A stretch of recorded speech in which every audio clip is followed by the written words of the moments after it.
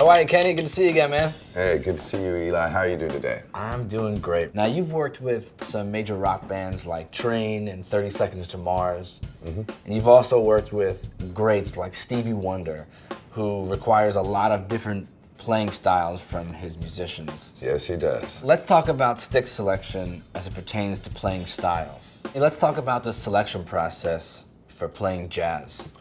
Well, generally for jazz, you tend to choose a smaller diameter stick for a little bit less volume. You want to be able to have some finesse and control.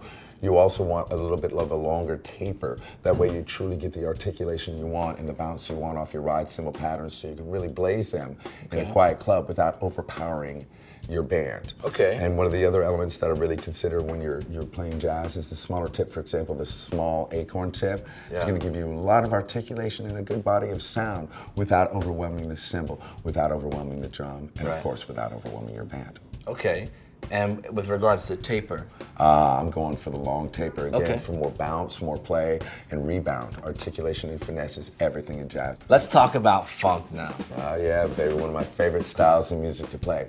Now, funk requires some of the same articulation and finesse that you use in jazz music. However, the fatback, the backbeat, is a lot more important in funk music, so you need something with a little bit bigger diameter, and perhaps, say, like a nice round tip or a bigger acorn tip. They give you louder and more articulate patterns coming across the funk without sacrificing any of the finesse that you're looking for. Right, so we got a nice round tip here.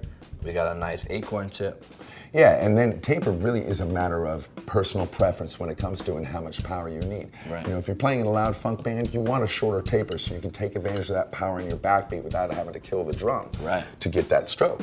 However, if you're playing in a quieter band, maybe it might behoove you to try something with a little bit of a longer taper so you can maintain that finesse while still kicking it with the band. Cool. All right, Kenny, let's talk a little bit about rock. Okay, rock drumming, now that's my house at heart. Right. When I'm choosing a stick to play rock and roll, I immediately choose something with a thicker diameter because I don't want to just feel the power in my hand. I want the drum to feel the power that's coming at it. A thicker diameter is going to give you more hit on the drum. Same thing with choosing a shorter taper. It's going to give you more speed and power in your stroke. So yeah, the throw, so you don't have to sacrifice technique to play loud. You're not going to be hurting your hand. You can have a lot of power in your stroke. And the final element I like to discuss, for example, on this teardrop right here, is the amount of surface that is hitting the head. I want a larger tip. I want a barrel tip. I want something that's going to dig into that drum and give me a lot of surface sound. So when I play, everybody knows it. More sound is more power. More power is what you need to drive a rock band. And when you get a big tip to do that, it's on. Kenny, while we're on the subject of power, let's talk about metal drumming. Metal drumming, that's taking power drumming to the whole next level. Right. Most metal drummers I know need a lot of power in their sticks, so they tend to choose something with a thicker diameter, 5B up, to transfer the power from their hand and their heart into the drum and really transfer it to the band, so they're driving the band.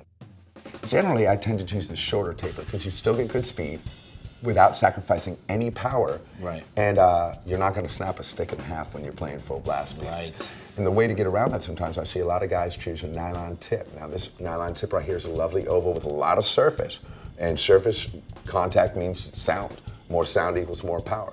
But with the nylon, you get a little bit more brightness in your blast beat cymbal patterns, and you get a little bit more rebound, so you can really drive with power without sacrificing rebound. And of course, speaking of power, if you really want to add some extra power, man, weight and mass equal power and sound. And so I would be looking at an oak stick because it's more dense, more weightful, and can really help you drive the band to the next level.